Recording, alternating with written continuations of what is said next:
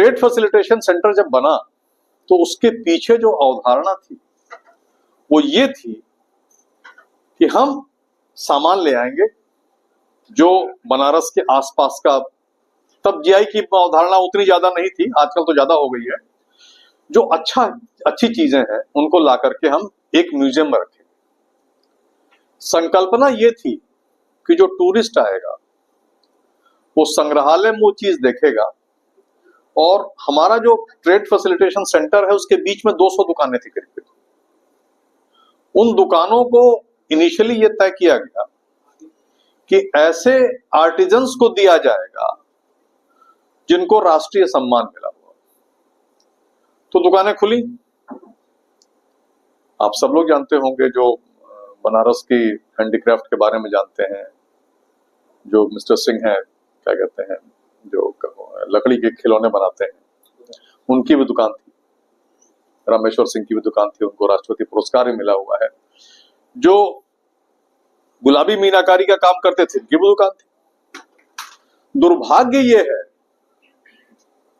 और उसके लिए हम जितने लोग ये जो टूरिज्म से जुड़े हुए हैं, मैं भी टूरिज्म से जुड़ा हूं, एएसआई में था तो टूरिज्म में था। दुर्भाग्य ये है या हमारा प्रयास कम था, हम टूरिस्ट को टीएफसी में नहीं खींच पाए। तो टीएफसी में अगर टूरिस्ट नहीं आएगा तो नुकसान किसका हुआ? टूरिज्म का नुकसान नहीं हुआ, क्योंकि टूरिज्म तो कल परसों में अखबारों में पढ़ रहा था कि टूरिस्ट इतना आ रहा है कि उसको हम संभाल नहीं पा रहे हैं। मिश्रा जी ने बताया ना कि इकोनॉमी बढ़ रही है, टूरिज्म नहीं बढ़ रहा। टूरिज्म का बहुत सी ऐसी कंट्रीज हैं इस देश में, मेरे इस दुनिया में, जो सिर्फ टूरिज्म के बदौलत अपनी पूरी इकोनॉमी चलाती। हमारे पास दिखाने को इतना है, बेचने को इतना है। मैं बेचना शब्द इसलिए कह रहा हूं कि बेचने से मतलब दुकान से ग्राहक तक जाने का, वो भी तो बिक्री ही। बेचने को इतना है, दिखाने को इतना है, फिर भी हमारा जीडीपी में जो योगदान है टूरिज्म को बहुत कम। अभी मैं पिछले हफ्ते, एक हफ्ते के लिए उत्तराखंड में था, कुछ काम था मेरा, तो मैंने देखा कि वहां एक चीज बहुत तेजी से डेवलप हुई है, वो है होम स्टेज। सब अच्छे हैं ऐसा नहीं है, कुछ अच्छे हैं, कुछ बुरे हैं, कुछ बहुत अच्छे हैं। तो अभी जो आपने बताया ना गांव वाली, जो उड़ीसा का एक गांव बताया, जब मैं 1997 में बनारस में पोस्ट हुआ पहली बार, ट्रांसफर होकर के बिहार से आया कई साल नौकरी करने के बाद, तो उस समय वर्ल्ड बैंक की एक स्कीम चल रही थी, प्रो पुअर स्कीम। उस प्रो पुअर स्कीम में यही था कि एक गांव डेवलप किया जाएगा, वहां लोग रहेंगे, वहां आर्टिजन रहेंगे, और वो लोग बनाएंगे, लोग देखेंगे उनको बनता हुआ, फिर उसको खरीदेंगे हो जाए। वो नहीं हो पाया। उसकी अंतिम परिणति टीएफसी के रूप में हुई कि हम एक म्यूजियम बनाएंगे, वहां हम लोग क्राफ्ट्स का लाइव डेमोन्स्ट्रेशन भी कराते हैं। ऐसा नहीं है, आज भी हमारे यहाँ एक वीवीआईपी का प्रोग्राम है शाम 4 बजे से, इसीलिए मैं थोड़ा लेट आया और थोड़ा जल्दी निकलूंगा, तुरंत ही निकलूंगा मैं, क्योंकि उनके लिए भी हम लोगों ने लाइव डेमोन्स्ट्रेशन रखा है। रामेश्वर सिंह आएंगे, वो लकड़ी के खिलौने बनाएंगे, कुंज बिहारी जी आएंगे, वो गुलाबी मीनाकारी का काम करेंगे, बीड्स का काम करने के लिए एक आदमी आएगा, वो उनको दिखा देगा, दिखा करके 1 घंटे 1.5 घंटे 2 घंटे में चला जाएगा। हमारी इच्छा, मतलब उसके पीछे कॉन्सेप्ट ये था कि वो पूरे आर्टिजन्स को जगह जगह बैठा करके उसके लिए एक मानदेय तय किया गया था कि जो आर्टिस्ट आएगा, जो आर्टिजन आएगा, जो कलाकार आएगा, जो कारीगर आएगा, वो अपना काम करेगा यहाँ, और उसका दिन भर की उसकी मेहनताना जो है उसका सरकार देगी। ये दुखदाई है कि हम लोग इतनी अच्छी सोच को हम लोग वहां तक नहीं पहुंचा सके जहां तक उसे जाना चाहिए था। दुर्भाग्य हमारा है, हमारे टूरिस्ट का दुर्भाग्य है। अभी क्या स्थिति है, हमारे यहां दिन भर में 300 विजिटर आता है, सारनाथ में चलने की जगह नहीं। यह भी दुर्भाग्य हमारा है। बहुत सारे लोग टूरिज्म से जुड़े हुए हैं, बहुत सारे लोग गाइड के पेशे से जुड़े हुए हैं, जो कि बहुत सम्मानीय पेशा है। लेकिन मैं बड़े दुख से ये कह रहा हूं कि आप ही में से मेरे एक परिचित ने हमसे कहा, मैंने उनसे कहा कि अपने ग्रुप को आप लेके हमारे यहाँ क्यों नहीं आते? उन्होंने कहा हमार का फायदा हुआ। जब ये सोच लेके हम चलेंगे टूरिज्म में, तो आप समझिए आपका तो नहीं ही होना है, देश का भी नहीं होना। हमारी सोच अगर ये रहेगी कि हमें क्या मिली, हमको इसमें से क्या मिलने वाला है, तो आप ये पक्का मान के चलिए आपको तो नहीं मिलेगा, इस देश को भी कुछ नहीं मिलेगा। तो सबसे पहले हमको अपने अंतर्मन में ये सोचना है कि हम टूरिज्म के साथ वाकई दिल से जुड़े हुए हैं, या उसको रोजी रोटी का जरिया बना करके उसको किसी तरह चला। अभी मैं कल परसों हिंदुस्तान में किसी सम्मानीय गाइड का पढ़ रहा था कि जो टूरिज्म आ रहा है बनारस में, उससे दरअसल टूरिस्ट गाइड को कोई फायदा नहीं, और ये फैक्ट है भाई। अभी जो टूरिज्म बढ़ा है हमारा, वो बुद्धिज्म के लिए नहीं बढ़ा है, वो सारनाथ के लिए नहीं बढ़ा है, वो जैन धर्म के लिए नहीं बढ़ा है, वो बढ़ा है आपका विश्वनाथ धाम देखने के लिए। वो आदमी आता है यहाँ पूजा करने के लिए आता है, फिर आपको क्यों बुलाएगा? वो एक पैसे की भी फॉरेन करेंसी आपको क्यों देके जाएगा? वो एक पैसे का भी सामान क्यों खरीदेगा? वो खरीदेगा फूलमाला खरीदेगा, एक पाव लड्डू खरीदेगा, चला जाएगा अपने घर ले जाकर वहां बांट आएगा। आपको क्यों देगा? बहरहाल मेरे पास समय की थोड़ी सीमा है, तो मैं आप लोगों को पहले अपने क्राफ्ट म्यूजियम के बारे में दिखा दूं। ये बातें फिर हम लोग कभी करेंगे। 22 सितंबर को माननीय प्रधानमंत्री जी ने इसका लोकार्पण किया, इस संग्रहालय का, और इसमें बनारस और आसपास की जो चीजें थी उनको डिस्प्ले किया गया। ये जो आप देख रहे हैं ये टेक्सटाइल गैलरी का हिस्सा है। वो कपड़े जो आज की डेट में इस्तेमाल हो रहे हैं बनारस में आसपास, उनका प्रदर्शन है ये सब। जब आप गेट से अंदर घुसेंगे तो पहली गैलरी हमारी ताना बाना है, जिसमें हम लोगों ने टेक्सटाइल की चीजें डिस्प्ले में रखी हुई। ये एक तरह की टेक्निक होती है, जिन लोगों को हैंडलूम में थोड़ा नॉलेज है या हैंडलूम के बारे में इंटरेस्ट है, उसमें एक बुनाई होती है, कढ़वा कहलाती है। कढ़वा डेराइव हुआ है कढ़ाई से। होती तो बुनाई है, कढ़ाई नहीं होती। उसको कढ़ता नहीं कोई सुई धागे से काटता नहीं है, वो लूम पे ही बनता है, लेकिन वो ऐसा बनता है कि लगता है कि कढ़ाई की हुई है। जो बहुत अच्छे कारीगर हैं, बहुत अच्छे बुनकर हैं बनारस के, वो तो बाकायदे दोहे और चौपाइयां लिख देते हैं और तस्वीरें बना देते हैं सिर्फ लूम पर। कढ़ाई नहीं करते। वो कढ़ाई करना आसान है, लूम पे बनाना बहुत मुश्किल है। तो जो ब्रोकेड बनता है, तो महंगा ब्रोकेड बनता है कढ़वा से, कढ़वा लूम से बनता है। यहाँ जब आप गैलरी के अंदर घुसेंगे तो बाईं तरफ हम लोगों ने एक शामियाना लगाया हुआ है, जो श्रीवास सोपाकर जी का बनाया हुआ है, और उसके लिए उन्होंने अलग से एक लूम तैयार किया, क्योंकि उतना बड़ा लूम नॉर्मली नहीं होता, साड़ी के चौड़ाई का ही लूम होता है। उस लूम के हिसाब से उन्होंने वो शामियाना बनाया, और ये हमने रखा है। ये कढ़वा जो एम्बॉस टेक्निक होती है बुनाई की, उसका है। उसी की तरह एक दूसरा टेक्निक होती है बुनाई की, साड़ियों के कपड़ों के बुनाई की, उसको फेकुआ कहते हैं। फेकुआ और कढ़वा में बहुत फर्क नहीं है। जब आप हमारी तरफ जाएंगे अपने क्लाइंट को लेकर के, तो ये चीजें आपको जाननी पड़ेगी। मैं आपको जल्दी सिर्फ इसलिए दो एक मिनट में बता रहा हूं, इसीलिए। कढ़वा और फेकुआ में कोई अंतर नहीं होता। अंतर सिर्फ ये है कि कढ़वा में उसको गांठ लगा करके फिक्स कर दिया जाता है। जो हम तीली डालते हैं, जो जरी डालते हैं, उसको जो सूत होता है रेशम का, उसके साथ उसको बांध देते हैं। फेकुआ में वो बंधा नहीं रहता है, वो खुला रहता है। देखिए, मुझे बुनाई का बिल्कुल अनुभव नहीं है, मैं पेशे से आर्कियोलॉजिस्ट हूं, लेकिन चूंकि वहां नौकरी कर रहा हूं, इसलिए इतनी चीजें सीखी मैंने।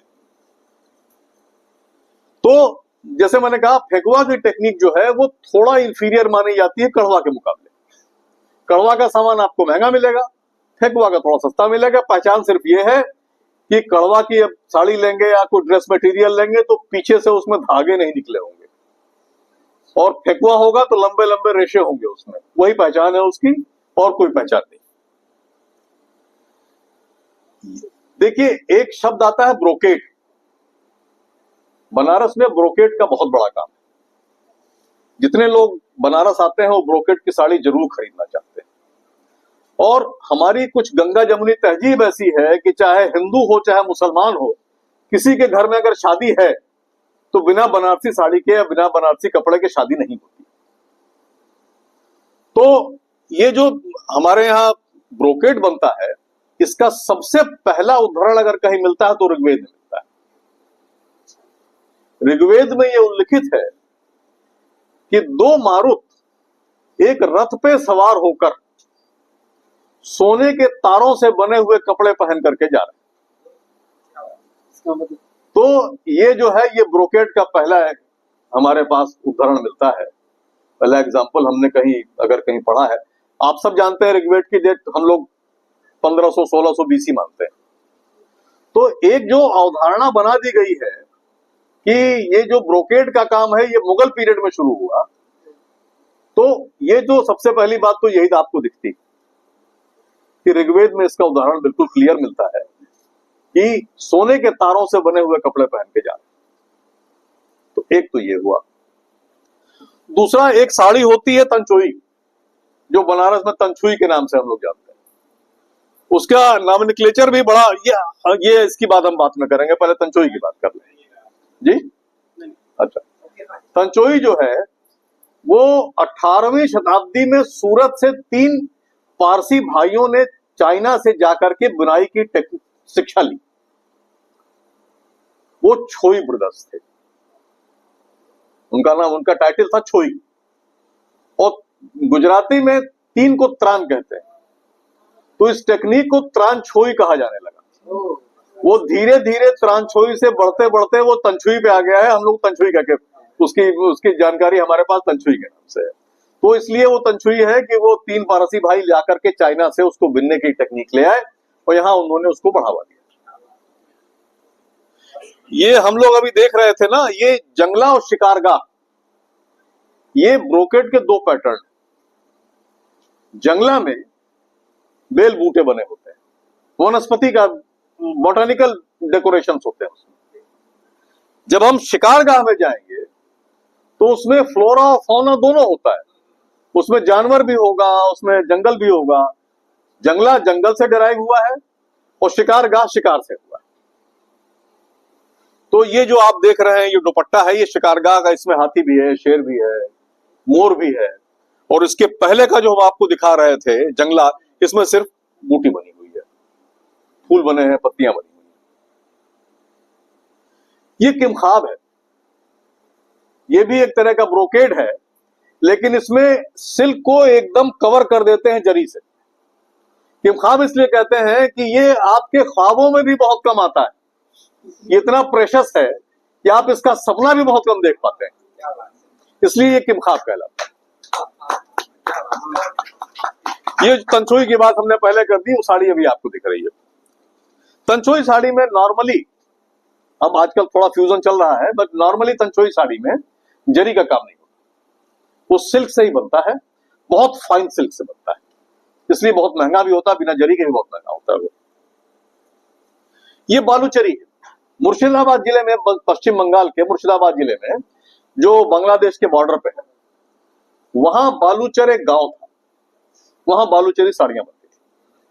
वो बालूचरी साड़ियां पूरी स्टोरी लाइन बनाती थी। अगर रामायण क्या स्टोरी लाइन है तो नीचे पूरा आपके बॉर्डर पे, पल्लू पे स्टोरी लाइन बनी रहेगी, राम सीता की मूर्तियां बनी रहेंगी और उनके वो बनते हैं, लेकिन वो बुन के बनता है। मैं फिर कह रहा हूं, वो कढ़ाई नहीं होती, वो बुनाई होती है। आपने करघा बहुत सारे लोगों ने देखा होगा, वो तीलियां इधर से उधर पास करते हैं, वो जरी की तीलियां इधर से उधर पास करते हैं, वही कढ़ाई है, उनकी बुनाई है। तो बालूचर गांव में धीरे धीरे बाढ़ की वजह से बालूचर गांव भी खत्म हो गया, बालूचरी का काम भी खत्म हो गया बंगाल में। बनारस ने उस ट्रेडिशन को बनाए रखा और हमारे यहाँ बालूचरी साड़ियां अभी भी बनती हैं, बीच में भी बनती थी। आज की डेट में तो बंगाल सरकार ने भी बालूचरी साड़ियों को फिर से रिवाइव किया। ये एक बड़ा, इसकी फोटो अच्छी नहीं है, आई मस्ट से कि फोटो अच्छी नहीं है, जैसी होनी चाहिए वैसी नहीं है। ये पीकॉक फेदर से बनता था, इसका नाम था मोरपंखी। ये बनारस में बहुत बनता था एक जमाने में। अब चूंकि सरकार के नियम इतने सख्त हो गए हैं वन्य जीवन के लिए, इसलिए अब ये इसका बनना बंद हो गया। चोरी छुपे कहीं बनता हो तो नहीं कह सकता मैं।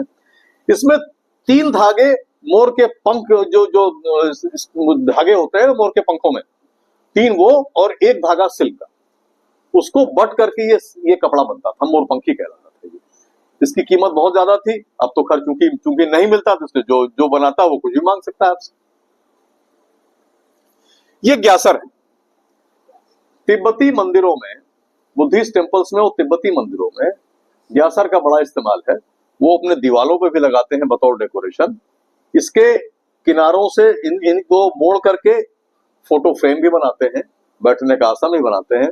और भूटान के राज परिवार के लिए अभी भी ग्यासर बनारस से बन के जाता है। ये और मजेदार बात है, अभी भी ग्यासर हम वहां भेजते हैं।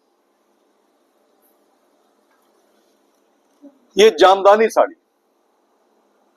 जामदानी साड़ी को माना जाता है कि वो इतनी हल्की होती है जैसे हवा बुनी गई। ये एक्चुअली नॉर्थ इंडिया में गर्मी बहुत पड़ती है और उमस बहुत होती है, तो राजा महाराजाओं नवाबों के लिए ऐसे कपड़े बनाने की जरूरत थी जिसमें उनको गर्मी न लगे। तो जामदानी सूती साड़ी से, सूती धागे से बनता है।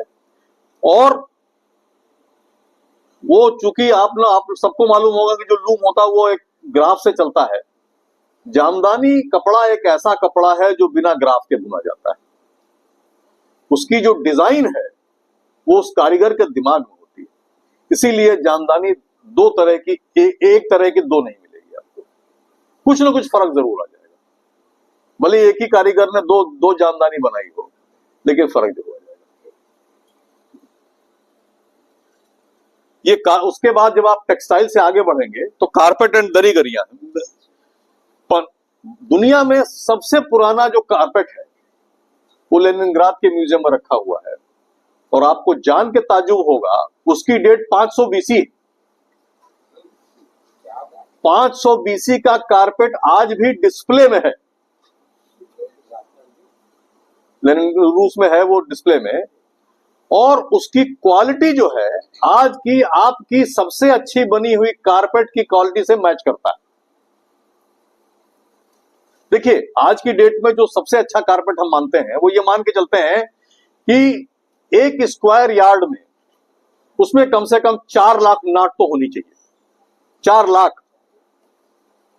गांठें एक स्क्वायर यार्ड में होनी चाहिए। इंच में निकाल लीजिएगा 36 का भाग देकर।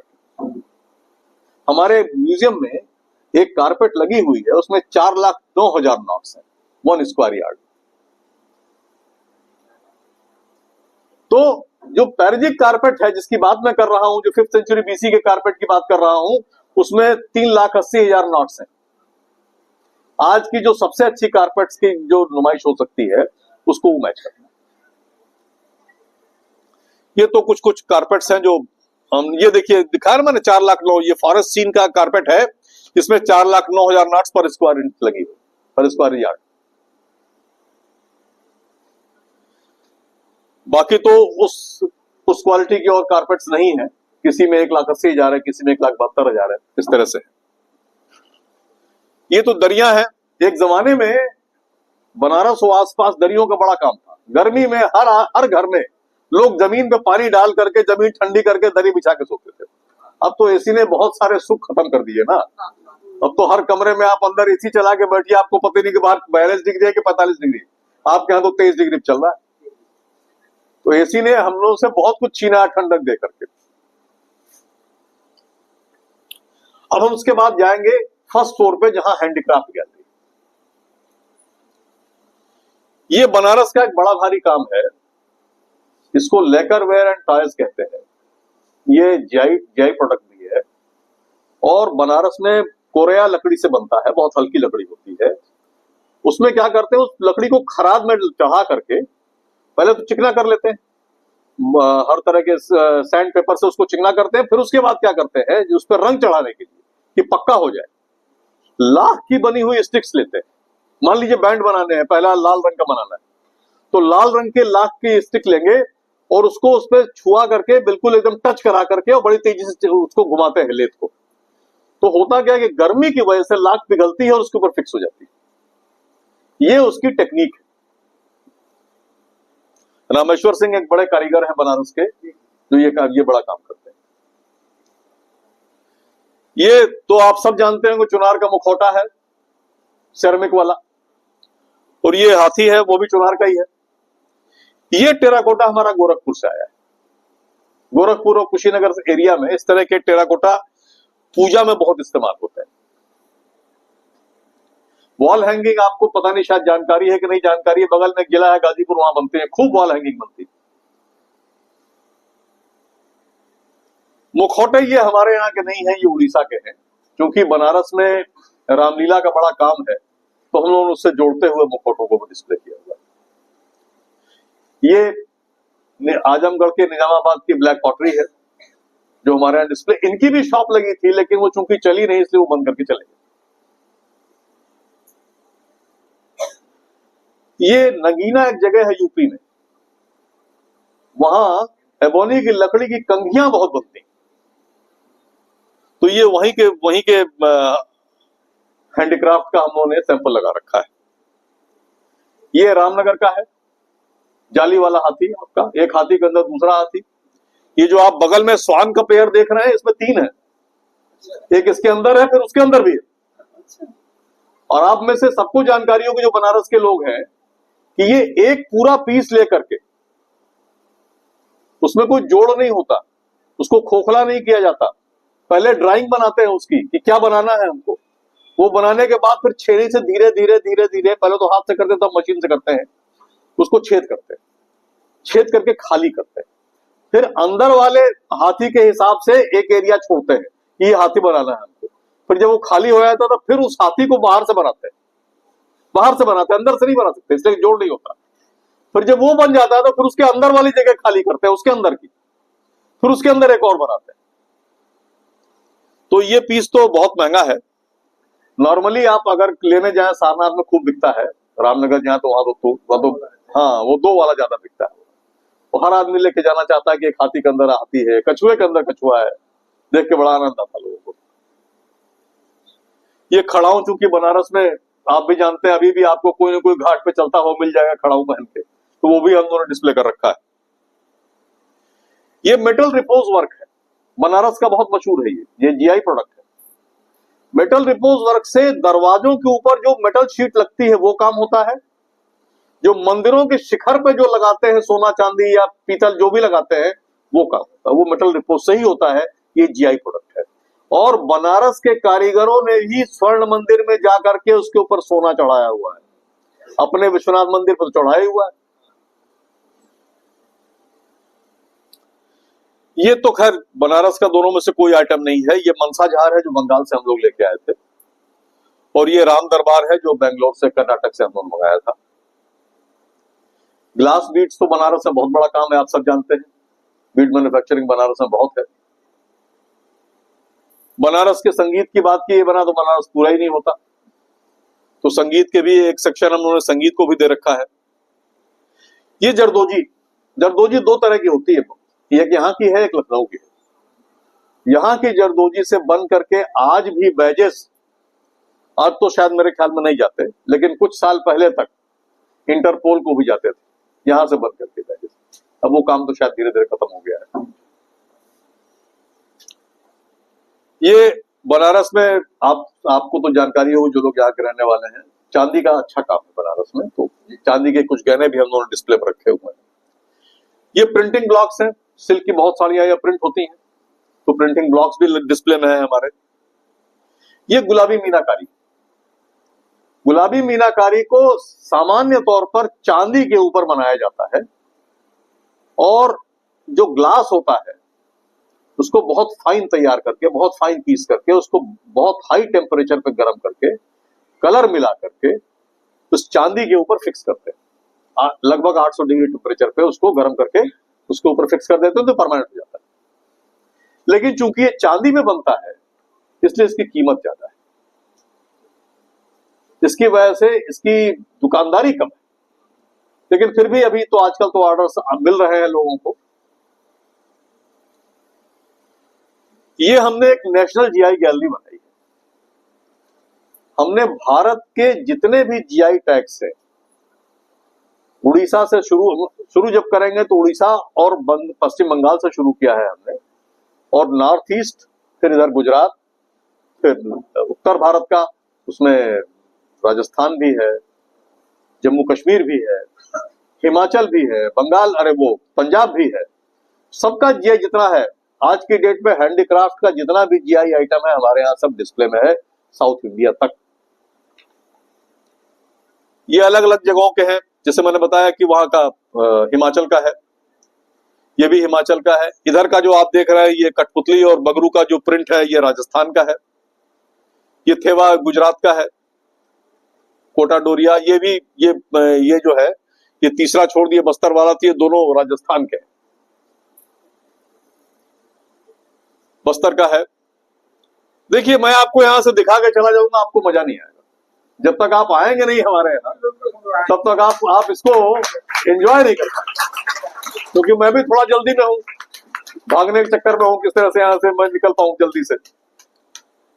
तो मैं आपको थोड़ा थोड़ा जल्दी जल्दी करके, देखिए मुरादाबाद का है, लखनऊ का जरदोजी है। ये भोटिया दन जो है उत्तराखंड का है। जो उत्तराखंड की जो भेड़ होती है, मोटा ऊन जो बनता है उससे ये कंबल बनता है, बहुत गर्म होता है। ये अगेट का बोल है। अगेट एक तरह का स्टोन होता है, उसकी बीट्स बनती हैं, लेकिन वहां गुजरात में इसका बोल भी बनाते हैं। ये पेठापुर प्रिंटिंग ब्लॉक्स हैं। पिथौरा पेंटिंग है गुजरात की। ये वहां महाराष्ट्र का है। ये बिहार का है, Sikki grass work, Sujuni embroidery, Madhubani painting भी है। ये उड़ीसा का पोर्शन बाद में, हालांकि सबसे शुरू माना चाहिए था, इसलिए कि सबसे आगे यही लगा हुआ है। और ये पश्चिम बंगाल का है। ये नॉर्थ ईस्ट का है। अब इसके बाद से शुरू हो गया साउथ का। तो एक भी ऐसा जीआई प्रोडक्ट नहीं है जो हमारे यहाँ डिस्प्ले में नहीं। आप देख करके पूरे देश के हैंडलूम और हैंडीक्राफ्ट का, इस देश में हर तरह का जो हैंडलूम हैंडीक्राफ्ट बनता है जिसको जीआई प्रोडक्ट टैग मिला हुआ है, वो हम आपको दिखाते हैं। ये पेपर मैशी का काम आप सब जानते हैं कि जम्मू कश्मीर में बहुत होता है, लेकिन जो राइट हैंड साइड में आखिरी है ये पेपर मैशी का क्राफ्ट है।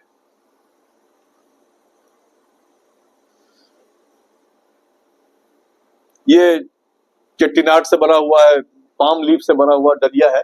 ऐसी हम लोगों के यहाँ भी बनती है। उधर क्या कहते हैं, गांव में बहुत बनती थी पहले, और गोरखपुर साइड में भी बनती है, कुशीनगर में बहुत बनती है, लेकिन जीआई इसको मिला है साउथ में जाकर के।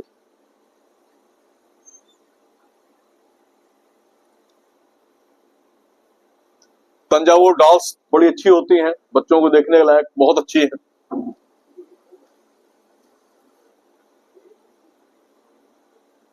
तो सॉरी,